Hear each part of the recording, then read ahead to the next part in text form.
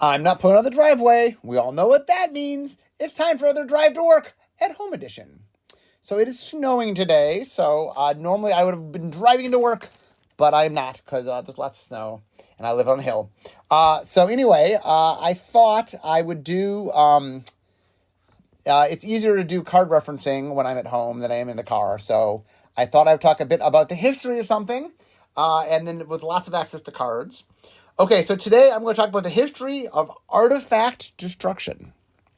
So the interesting thing about artifact destruction is we eventually came to some terms on what did things where, but there was a lot. It is not. It took a while for us to get there. We did not start like a lot of the history of early Magic and artifact destruction is. We're trying lots of different things. We're kind of all over the place. So I want to sort of walk through and talk a little bit about where we're at and what we did and how we eventually got to some conclusions. But it took us a little while to get there. Okay, so Alpha comes out. There are 3 cards in Alpha that can destroy an artifact. 2 of which are common, and 1 of which is an artifact. It's rare. But I'll get to that one in a second. So the 2 commons is you have Disenchant, 1 in white, destroy target artifact or enchantment, and Shatter, 1 in a red, destroy target artifact. First off, by the way, before I get to the artifact, something very interesting about this. So if you look at the actual text and the actual cards printed in Alpha, the original rules text for Disenchant is target enchantment or artifact must be discarded, and the text for Shatter is Shatter destroys target artifact. So you look at Disenchant, you're like, oh, the technology didn't exist yet to target an artifact. And like, no, it existed. It was on Shatter. But other than not getting the cooler template, Disenchant really makes Shatter look pretty bad, right? Like for 2 mana, you can destroy an artifact in white or in red. But if you do it in white, you also get the option of destroying an enchantment. Now, I get that red doesn't destroy enchantments. It's part of its weakness. It's not that I want Shatter to destroy enchantments. I just like, why does this cost 2 mana? I remember the first time I saw it, and I saw Disenchant before I saw Shatter. And then I was trying to understand, like, oh, Shatter's just, red's worse at this? Like, I was trying, but anyway, that puzzled me. And the interesting thing is, I tried, when I walked in the door in 95, to get a 1 mana Shatter, and I eventually did do it, but I did not do it. I think it's not until Guild Pact, which was, when's Guild Pact? Past 2003, because I took over in 2003 as head designer, and Ravnica was the first block that I led while I was head designer, and so this must have been 2004. I mean, maybe we worked on it. Because I took over in 2003 and okay. So anyway, it took 8 years to get to, and it took even longer than that to just get the simple version, Smelt, which is just a single red, instant destroy target artifact. Wasn't until Magic 2013, which was another year later. So like, it took 10 years almost, I think, to get Shatter as the cost it's supposed to be. Anyway, that was one of my many tasks in artifact destruction. Anyway, okay, so let's go back. So we have Shatter, we have Disenchant. So very early on, it's in Alpha. White can destroy artifacts, red can destroy artifacts. The other one was Nevinyrral's Disc, which was a rare 4 mana. So basically, it was 1 in tap, destroy all. Nevinyrral's Disc enters battlefield tapped. 1 in tap, destroy all artifacts, creatures, and enchantments. So destroys all permanents but lands. Planeswalkers weren't a thing at the time. Anyway, and it was the first time we had mass artifacts. So Alpha introduced the idea of destroying artifacts. It had pinpoint artifact destruction, it had mass artifact destruction. It didn't have something that only destroyed artifacts. We'll get to that in a second. Okay, so we start on, and we're like, okay, artifact destruction. It's white, it's red. Okay, we're figuring this out. Next, okay, Arabian Nights comes out. Literally no card in Arabian Nights destroys an artifact. You can't destroy an artifact. One of the interesting things, by the way, as we look at these early sets is limited really just wasn't a thing. now that limited is a thing, now we think about limited, we have artifact destruction at common in every set in multiple colors usually. And so the idea, the idea you would do a whole set and just, there's no way in that set to destroy artifacts, just was a very different way of thinking because limited just wasn't how we built it. Anyway, we get to Antiquities. Antiquities has an artifact theme. It's the very first set that has a mechanical theme. It's artifacts. So, of course, it's got some artifact destruction. It has 4 artifact destruction cards. None in white, interestingly. 2 in red, 1 in green, 1 in black. So we'll start with the red ones. So Detonate is X and R, X and a red. Sorcery, destroy target artifact with mana value X. It can't be regenerated. Detonate deals X damage to that artifact's controller. Real quickly, it can't be regenerated. There's this weird thing. So when Richard made Alpha, he made a card called Terror. And Terror destroyed a creature and it couldn't be regenerated. And the idea, I think Richard was trying to get some flavor or something. For some reason, for a long time, most destruction effects had this can't be regenerated on it, which is kind of crazy since one of the reasons after regeneration is so it can live through destruction effects. So anyway, so Detonate just not only destroys an artifact, but allows you to do damage to its controller equal to the mana value. And so that's the first time it's not just an artifact, but it's an artifact plus another ability, right? It can do damage. The other red thing is Shatterstorm, 2 red, and it destroys all artifacts. Obviously, they can't be regenerated because it has to be there. But so it's the first simple sort of mass artifact destruction card that doesn't destroy other things. I mean, obviously, Never All Discs existed, but that kind of blew up everything. Finally, in the artifacts that were like, well, because in Alpha, there was Tranquility that blew up all the enchantment. So while there wasn't pinpointed enchantment removal for some reason in Alpha, it did blow up all the enchantment. So finally, Shatterstorm makes it say, okay, now we blow up all the artifacts. Okay, it also puts it into 2 new colors. So Crumble is a green, costs 1 green, it's an instant. Destroy target artifact, can't be regenerated, of course. That artifact's controller gains life equal to its mana value. So it's kind of like a Swords to Plowshares for artifacts that allow you to destroy an artifact. And then, now the neat thing about Crumble was, this actually saw a bunch of play. A, because it was 1 mana removal for artifact, because red somehow couldn't remove for 1 mana. But green, what's the first color to remove for 1 mana? Green.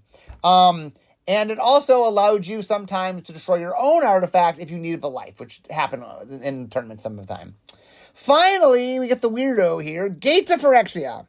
Black, enchantment, the first enchantment to destroy artifacts. Sacrifice one of your creatures during your upkeep. Oh, sorry, I'm reading the actual card. Let me read the Oracle version. Enchantment. Sacrifice a creature. Destroy a target artifact. Activate only during your upkeep and only once each turn.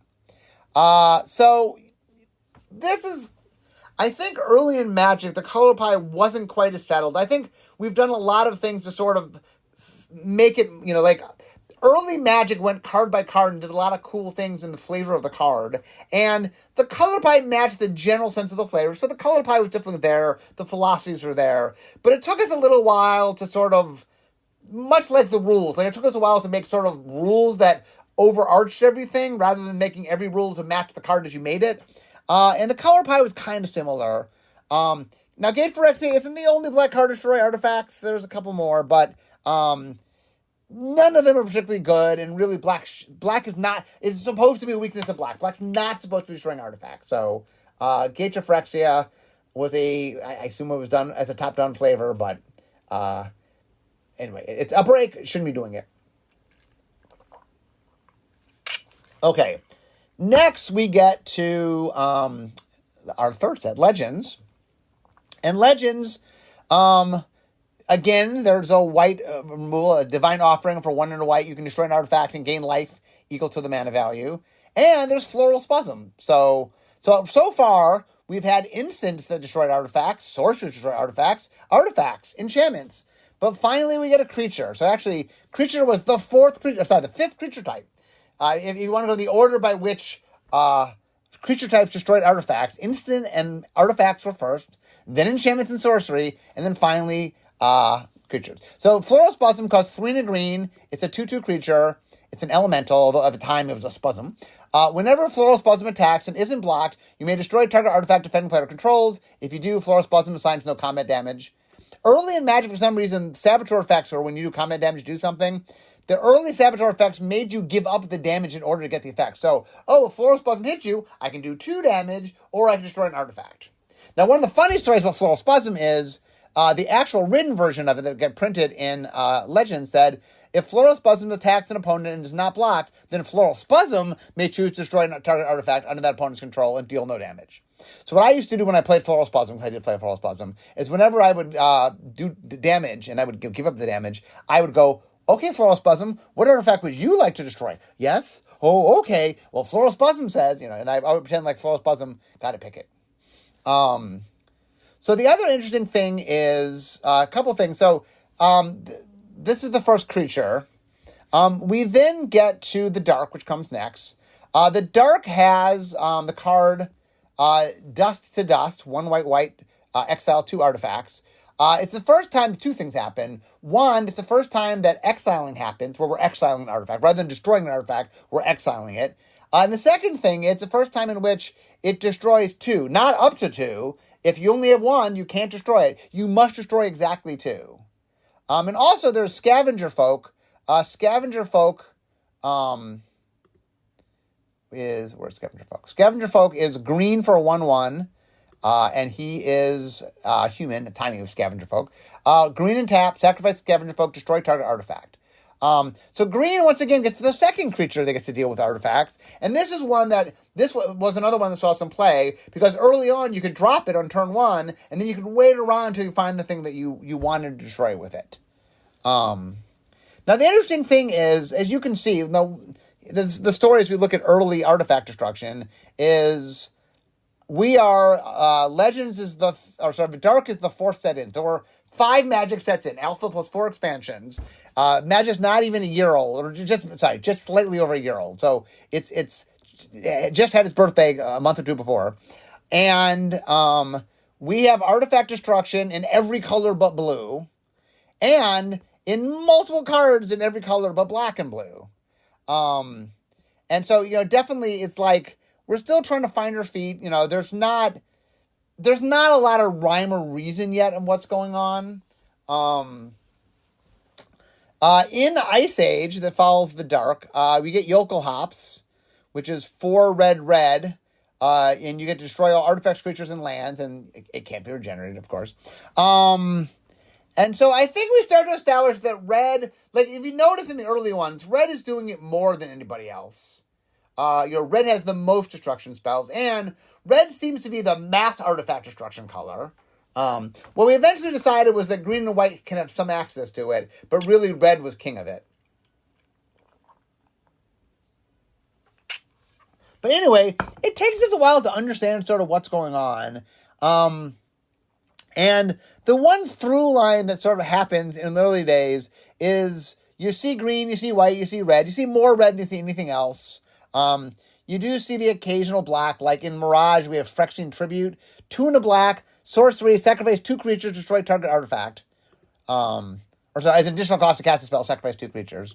So I think this is the idea early on that the way you show that something is not good at it is make a really bad card. 3 mana and sacrifice 2 creatures, destroy 1 artifact.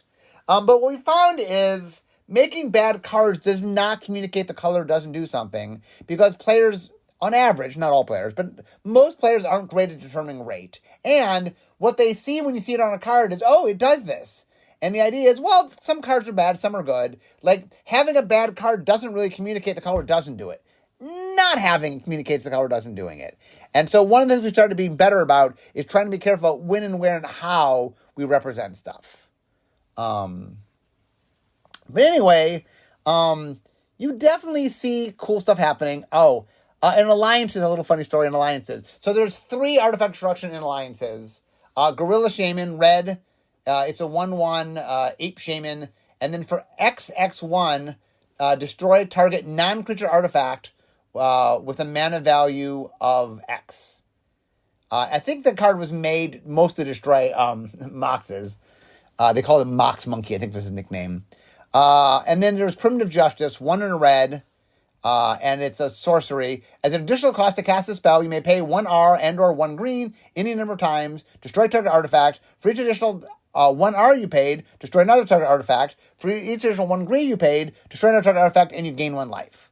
So this is kind of early kind of kicker stuff that before kicker was a thing. And in fact, it's kind of multi-kicker, or it is multi-kicker essentially. But the funny story is, and the set also had pillage, by the way. 1 red, destroy target artifact or land can be regenerated. 2 of the 3 cards in alliances were apes, because there's this little flavor. There's these apes in the set, and we decided it was funny that the apes hated technology, and so we made the 2 cards that destroyed, or we made 2 of the cards that destroyed it reference apes. So there's this little tiny theme. It pops up from time to time, but that's where it stems from. If you ever see apes hating things, that comes from there. Anyway, you start seeing green get more and more artifact removal. Probably the one that, so we get to Visions. Visions did 2 things that really started putting green on the map. One is it made Creeping Mold, 2 green, sorcery, destroy target artifact, land, or enchantment, and it made Uktabi Orangutan, 2 in a red. When Uktabi Orangutan comes into play, destroy target artifact, 2/2. So the idea comes to play is enter the battlefield. Sorry. Old school template. So Creeping Mold said, wow, green can really start doing some flexibility. Like the reason Creeping Mold was good is, I have a lot of flexibility what I want to do with it. And Uktabi Orangutan was just, hey, it's a creature with an effect, Vision was the first set that had enter the battlefield effects. And it was pretty efficient. And so green, along with Crumble, Creeping Mold, green started becoming much better at dealing with artifacts and started taking a little bit more of a slice of the pie. Also interesting, Hearth Charm, by the way, is in Visions. The charm started in Mirage, and then they show up again in Visions. One of the modes is destroy target artifact creature. It's just the ever-nibbling of like, 1 man, I just can't destroy an artifact in red. It took a long time to do it. We started teasing that. I know Goblin Vandal in Weatherlight, R for 1/1, and they spent red mana, destroy target artifact, defending player controls. So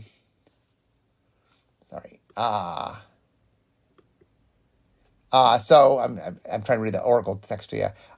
So you whenever Goblin Vandal attacks and isn't blocked, you may pay red. If you do, destroy target artifact, defending player controls, and it signs no damage. So it's like Floral Spasm, but it's a 1/1. At least it costs 1 red mana and can destroy an artifact, although not exactly an instant. So there's definitely, so sets go by. We're definitely making different things. So finally we get to Shattering Pulse. So Shattering Pulse was in Stronghold. Shattering Pulse said 1 in a red, buy back 3. You may pay an additional 3 when you play the spell. If you do, put in your hand instead of your graveyard as part of the spell's effect. Destroy target artifact. Now this card had a giant fight. You'll notice it's 1 hour instant destroy an artifact with buyback, right? It's just better than Shatter. And I remember people going, we can't do this. It's just better than Shatter. And I remember being in a room and going, okay, Shatter's horrible. Why can't we make better than Shatter? Why is like somehow Shatter this thing we can't make better than? It's a bad card. We can make better than a bad card. So, I had some allies in this fight, but we won this fight. But I think Shattering Pulse was the first sort of like, okay, we're gonna make better than Shatter. So anyway, so one of the things that's interesting is many years go by. Definitely, I mean, red becomes the primary artifact destruction color, but there's a lot of debate between white and green who's supposed to be doing what. And there's a lot of back and forth on that. So the interesting thing is this goes on for a while until we get into Onslaught. So Onslaught, when was Onslaught? Onslaught was Onslaught. So okay, so this is like Invasion was 2000. So Onslaught's like 2002 maybe. So we're talking 7-ish years after Magic came out where I finally said, okay, guys, look, I think we need to be a little more orderly. Like, we really had been all over the place as far as what was doing what with artifact destruction. And so I made a pitch. I said, okay, guys, here's what we need to do. What if, here's a crazy idea. What if red had a common artifact removal spell? What if white had a common enchantment removal spell? And green had a common, green had a common, the one that did either. Because at the time, Naturalize was a white thing, and I made the pitch to make Naturalize, I'd say Disenchant was a white thing, and I argued to make Disenchant green. That core should be green to be Naturalize. And so, and it was a big talk at the time, and basically what I said is, look, we want to have some balance. Right now is sort of like, we didn't have pinpoint enchantment destruction a lot of the time. Let's just sort of finalize those. And the argument I made was green was anti-artifice, and green was, well, because if we made red had to be artifacts. Red can't destroy enchantments. And we didn't want black destroying enchantments. That was a weakness for black. Blue wasn't supposed to destroy permanents. So, okay, green, white, and red are the right colors. We like red as being the focus one. Red can't be the color that destroys artifacts or enchantments. And it just made a lot more sense to let green have that flexibility, since white, one of white's things was we liked white having a lot of answers, but sort of segregated. Now, interesting what would happen is for years and years, the common had a white enchantment, and red had a common artifact rule, and then green had common naturalize. Eventually what happened was we started getting to the point where we were trying to make more utility cards to have less sideboard cards. And so one of the things is we started just putting more modes on cards as a general thing. And as we started doing that, there's this desire to bring Disenchant back. And so we started making Naturalize Plus, started making cards that do Naturalize but more. And our rule right now is that both green and white have access to it. Both green and white can make cards that destroy either, but we let green be a little bit stronger at it than white. So within the one set, not that in one set, who knows, but overall, on average, we want green's effects to be a little bit better than white's. And we finally, after a few early days, we solidified that black just wasn't able to destroy artifacts. We do let black destroy your own artifacts. You can sacrifice artifacts, like Rats of Wrath from Tempest lets you destroy your own artifacts. That's fine. But anyway, so one of the things that's been really interesting is, when you look through the history of sort of all the different artifact destruction spells, we very early on sort of cemented the idea, okay, there's 3 colors for removal. For some reason, it took us a long time to do that with enchantments. We only recently, like a couple years ago, added black in, realizing that, you actually want to have multiple answers to any one type of threat. And that for card types, hey, we probably want to have 3 colors that can answer it. And so, that's why we finally put enchantment removal into black. Okay, so I thought what I would do for this next part is just talk about some individual stories from some artifact removal design cards. Okay, so what do I start with? Let's talk a little bit about Crash. So Crash is from Arcadian Masks. So it costs 2 and a red. It's an instant. You may sacrifice a mountain rather than pay the spell's mana cost, and you get to destroy target artifact. So I remember there was a theme. I made this card. There was a theme in Arcadian Masks of alternate costs. And so I think we did more pitch spells, the things that first showed up in alliances. And the idea I liked was, one of the things we said is, okay, we want to make sure that you're not playing things out of color. So, hey, I have to discard a card of the right color. That's how you do pitch spells. And so I pitched the idea of what do you sacrifice to land? And so this was, okay, well, what's a nice, what's something that's, we want to do that, it might be nice that it could be free, but I'm willing to sacrifice a mountain. And we decided that an artifact destruction spell might work well. Let's see what else. And then, by the way, in the same set, so Crash is common. At rare, we made Pulverize. And Pulverize, you can cast it by sacrificing 2 mountains and then destroy all artifacts. It is interesting looking back at those two cards, being that they're clearly mechanically connected. It's kind of interesting that flavorfully, they're really not crash and pulver. I mean, they're both words to destroy, but like one is, I think, the Weatherlight running into a tree, and the other is like this giant, I don't know, pink elephant thing attacking somebody. So, okay, let's see. Obliterate. Obliterate. Obliterate is 6 red, sorcery. Obliterate can't be countered, and then it destroys all artifacts, creatures, and lands, and they can't be regenerated. Okay, so what happened was, when I first came to Wizards, one of the things was I had this mono green deck, and I just could not. And I made a mono green deck and a mono blue deck.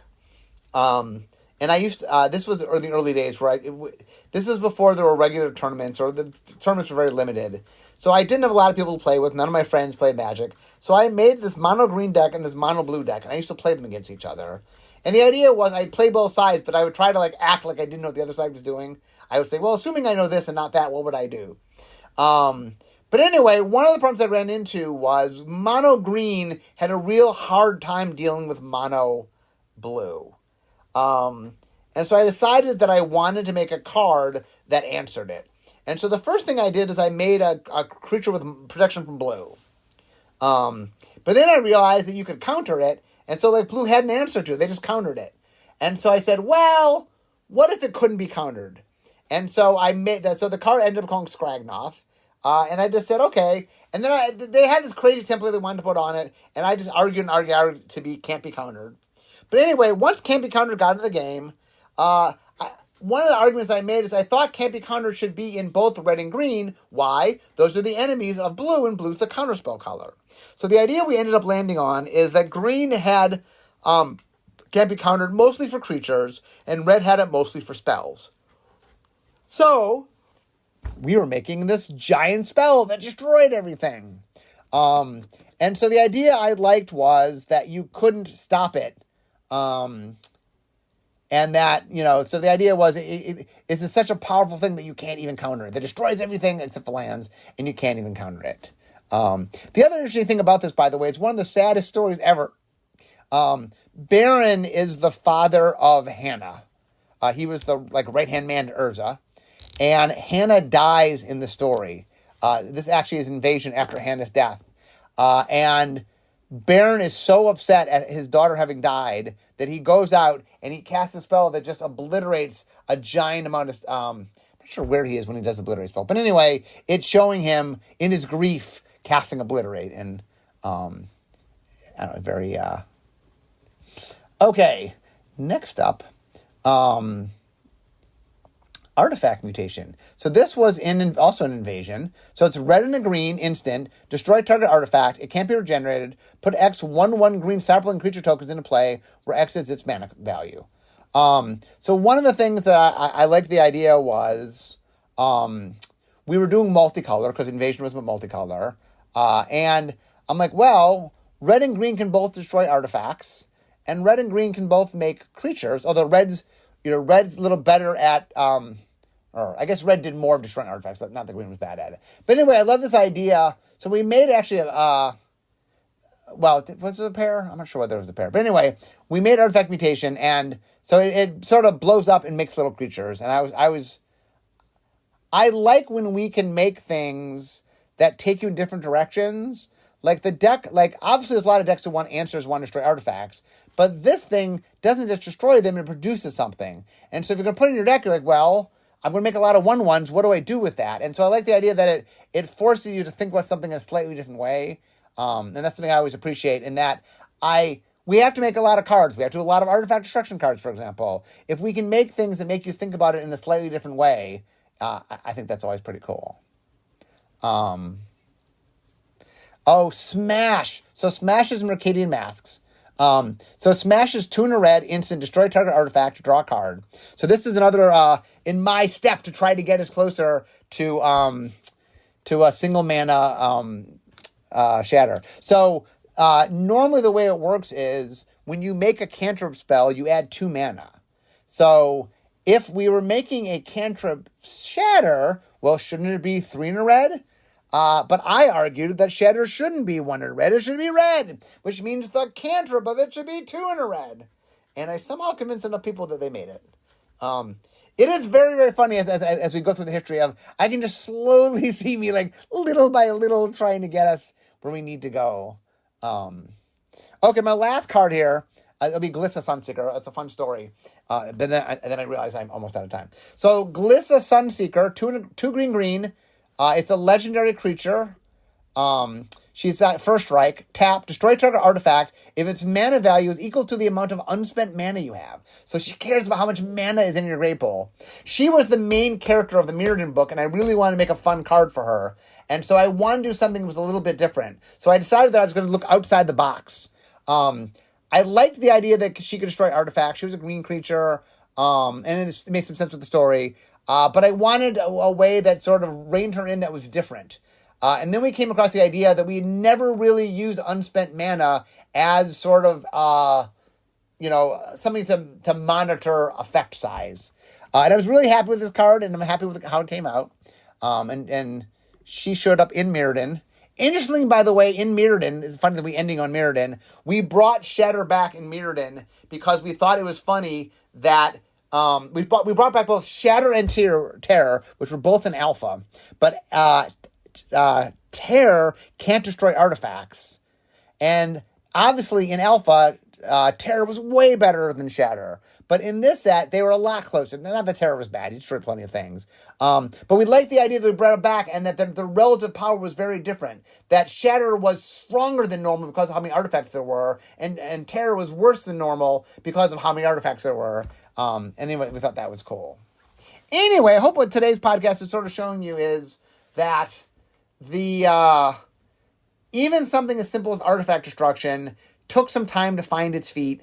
It took a while to figure out where to do and what colors and how to do it. And, even just in the best way to execute all the different things. Anyway, I like going back and looking at history and sort of seeing how things played out. So it was sort of, anyway, I find it interesting today. So I hope you all found it interesting. But anyway, guys, I somehow made it through the snow to work by not leaving my house. But I'm now at my desk, so we all know what that means. Instead of talking magic, it's time for me to be making magic. So guys, I hope you enjoyed the history lesson, but it's time for me to go. I'll see you next time. Bye-bye.